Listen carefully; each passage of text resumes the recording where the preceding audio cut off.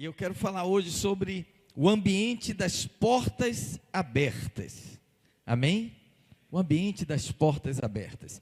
Esse ano Deus nos deu uma palavra profética, palavra que seria o ano das portas abertas. Não no singular, porta, mas no plural, portas. Porque não é uma, não, são várias. Ok? Deus que abre portas em cada área da nossa vida. Portas de relacionamento, portas de provisão, portas de cura, portas de ministério, portas de liderança, amém? Glória a Deus. E nós precisamos ter um ambiente correto, estar no ambiente correto, para poder entrar por essas portas.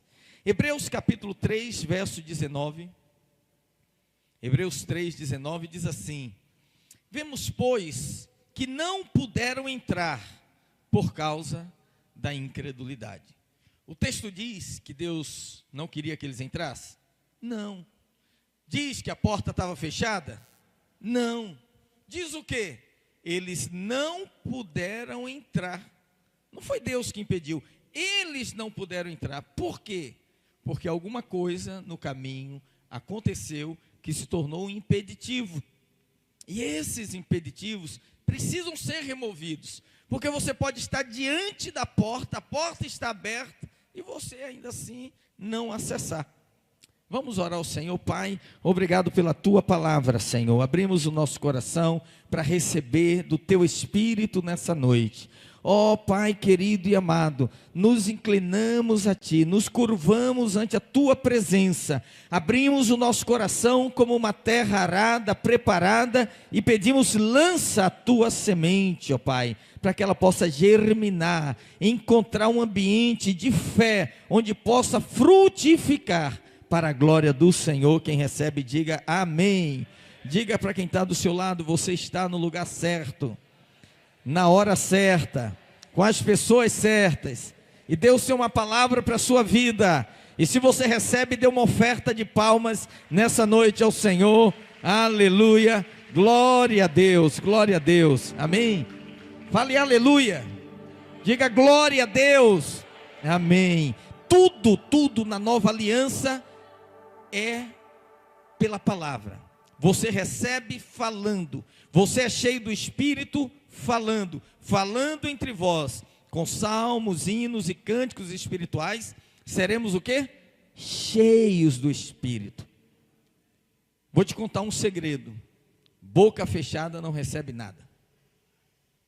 Quem que recebe? Quem abre a boca e fala, quem abre a boca e confessa, amém? Então você tem que falar glória a Deus, tem que falar aleluia, tem que receber no seu espírito, amém? Queridos, o desejo de Deus era tirar aquele povo hebreu que estava lá no Egito e levá-lo à terra, conforme ele prometera, a terra que emana leite e mel. Deus abriu a porta da libertação através de Moisés, retirou o povo de lá com braço forte e colocou esse povo na rota para entrar no local da promessa. Mas no meio do caminho coisas aconteceram, conversas foram conversadas, palavras foram ditas, e como eu falei na semana passada, Deus não ouve só oração, Deus ouve tudo que nós falamos. Até aquilo que nós falamos em segredo, Deus ouve. E aquele ambiente de conversas negativas contaminou tanto o coração do povo, que a Bíblia diz que eles não puderam entrar. Não diz que Deus não queria que eles entrassem, diz que eles ficaram impedidos de entrar por eles mesmos. Veja, em nenhum momento Deus disse: eu estou fechando a porta. Ele diz: vocês não podem entrar. Mas era eles, entende? Porque nós podemos estar debaixo de uma palavra profética, uma porta aberta, e mesmo assim estar do lado de fora. Hoje nós queremos mudar essa realidade.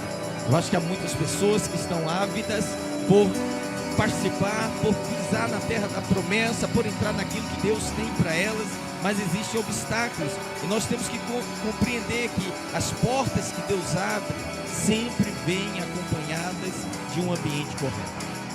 Hoje nós estamos no 7º dia de uma jornada de 21 dias de jejum.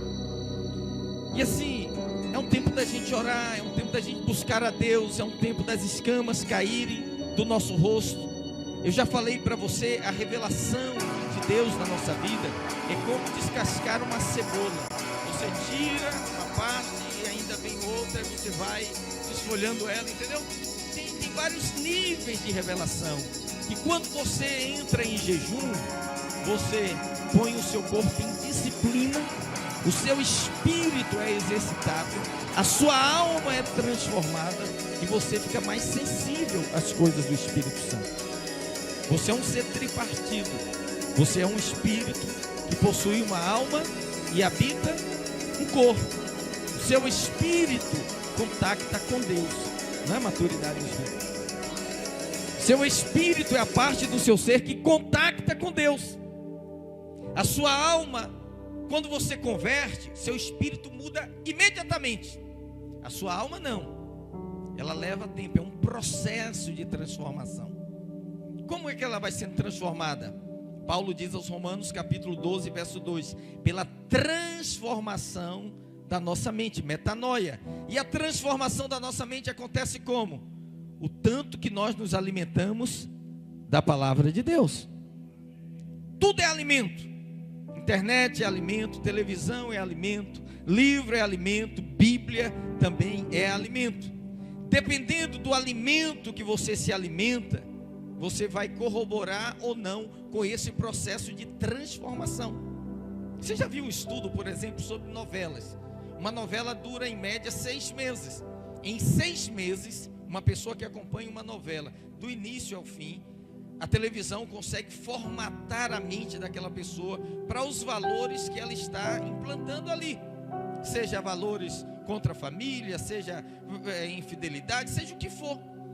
Você vê que a pessoa começa a assistir uma novela, no final ela está torcendo pela amante, ela está torcendo pelo cara que deu o golpe para não ser descoberto, entende? Então todo o enredo é trabalhado para incutir para um valor. Então quanto mais da palavra você recebe, mais a sua mente está sendo renovada. O espírito é exercitado, a alma é transformada e o corpo é o quê? Disciplinado. Como é que o corpo é disciplinado? Você disse, quem manda aqui é o Espírito. Então tem um pastor americano, nós já até usamos o livro dele aqui sobre jejum. Ele diz assim: você tem que destronar o rei estômago. Existe um rei dentro de você, que é o rei estômago, que ele quer comida, ele grita, ele esperneia, ele fala, vai morrer, vai passar mal, não vai aguentar. Nada disso. A maioria aqui tem reserva para 40 dias, só na água, sem ter inanição, sem nada. Mas o estômago, ele tenta reinar. Quando você faz jejum, você coloca o seu corpo sob disciplina severa, e seu espírito se torna mais sensível ao Senhor. Amém, queridos? Glória a Deus. Vamos voltar aqui. Nós temos que compreender que Deus abre portas para nós, mas nós precisamos gerar o ambiente. Pastor, qual é o ambiente de portas abertas? Primeiro, diga comigo, o ambiente de oração e louvor. Oração e louvor preparam o ambiente para entrarmos pelas portas de Deus. Todas as coisas, cada coisa na nossa vida precisa acontecer no ambiente correto. Se existe algo que nós temos que valorizar, é ambiente. Deus não move em qualquer ambiente. Sabia disso? O Watchman Nee, quando ele dá lá as orientações sobre a pregação da palavra, uma das orientações é: recuse-se a ministrar num ambiente carnal e disperso. Se você chegar num ambiente carnal e disperso, a palavra não flui. Tem que ter um ambiente. Por isso o culto começa com oração, começa com louvor. A oração, o louvor vão adubando, preparando o nosso coração, gerando o ambiente para que quando a palavra for inseminada, ela tenha o ambiente correto. Quantos estão entendendo? Crente, quando se reúne, ora e louva. Sabia disso? Paulo diz: quando vos encontrais, quando vos reunis, uns têm salmos, outros têm hinos, outros têm cânticos espirituais. Fazei tudo isso para a glória, para a edificação, para a glória de Deus, para a edificação mútua. E nós vamos ver um bom exemplo disso na Bíblia, no que aconteceu no Pentecostes. Deus abriu uma grande porta, para quê? Para a descida do Espírito Santo. No dia que Jesus foi morto na cruz, a Bíblia diz que o véu do templo se rasgou de alto a baixo. Jesus habitava, Deus, a presença de Deus, habitava numa caixa, uma caixa bonita, mas era uma caixa, a Arca da Aliança, e Deus sai de lá, e o Espírito fica aguardando a ascensão de Jesus para descer, 50 dias após a crucificação, festa do Pentecostes. Olha o que diz Atos 2, ao cumprir-se o dia do Pentecostes, estavam todos reunidos. Todos estavam o que, irmãos? Reunidos, aonde? No mesmo lugar.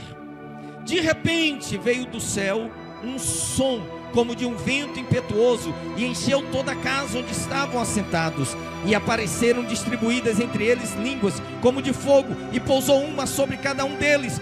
Todos ficaram cheios do Espírito Santo, e passaram a falar em outras línguas, segundo o Espírito lhes concedia que falassem. É muito interessante isso, porque a gente lê o capítulo 2, a descida do Espírito Santo, e a gente diz, nossa, que legal, o povo estava lá reunido, e olha, o Espírito veio. Mas o que eles estavam fazendo? Eles não estavam conversando de time de futebol, eles não estavam falando de novela, eles não estavam conversando de política, eles estavam falando das coisas de Deus, reunidos orando. Enquanto eles oraram, o ambiente foi preparado. E isso nós podemos ver em Atos 1,14, diz assim: todos estes perseveraram unânimes em oração com as mulheres, com Maria, mãe de Jesus, e com os irmãos deles. Que coisa interessante, irmãos. Eles estavam reunidos fazendo o quê? Orando. Eles estavam reunidos fazendo o quê? Orando, invocando o nome do Senhor, preparando ali um ambiente. Aí você lê na Bíblia assim, de repente, a gente fala, nossa, as pessoas falam muito isso, do nada aconteceu. Deixa eu dizer, não é do nada. Já viu, às vezes você vê uma pessoa tendo sucesso na vida, fala, nossa, do nada fulano conseguiu. Você não sabe o que tinha antes. Eu estou te mostrando o antes. O antes, eles estavam reunidos. Quantas línguas de fogo vieram? 120. Por quê? Porque só tinham 120. Mas quando você lê 2 aos Coríntios, você percebe que na ascensão de Jesus, tinham 500 pessoas. E Jesus falou para 500 pessoas, vão para Jerusalém, esperem lá, até que do alto sejais revestidos de poder. Tinham 500. O que aconteceu com 380? 380 não estava orando, não estava reunida. Talvez uma ficou em casa e disse, hoje eu estou tão cansada. Não estava reunida. Talvez outro falou assim, hoje está tão frio. Talvez outro falou, eu recebi uma visita. Talvez outro tinha recebido, sei lá, atividades do seu trabalho e disse, eu preciso adiantar algo. O fato é que 380 pessoas não compareceram à reunião. E se tivessem 500, teriam descido 500 línguas de fogo. Então aqui está mostrando que eles estavam orando. Quando Deus abriu a porta dos céus, o Espírito desceu sobre eles. Outro exemplo, segundo exemplo, é quando Paulo e Silas estão na prisão. O que nós mais vemos hoje, irmãos, são pessoas em condições, passando por lutas, por dificuldades, fazem parte da vida. Eu nunca preguei aqui para você que o crente não passa por luta. O que eu prego para você é que na sua luta Deus é contigo. E Deus quer te dar vitória. Amém. Mas muita gente, quando está passando em momentos difíceis, qual é a atitude dela? Reclamar. Dizem que reclamar é clamar 2 vezes negativamente. É reforçar aquela situação negativa. E a reclamação gera um ambiente pesado. Ninguém consegue ficar numa casa onde todo mundo reclama. Ninguém consegue ficar confortável num trabalho onde só tem gente reclamando. Ninguém consegue estar num lugar onde toda hora alguém reclama. Olha, eu fiquei tão feliz que um irmão aqui da nossa igreja foi tirar férias em uma outra cidade. E ele visitou essa igreja. E o pastor encontrou comigo e falou assim: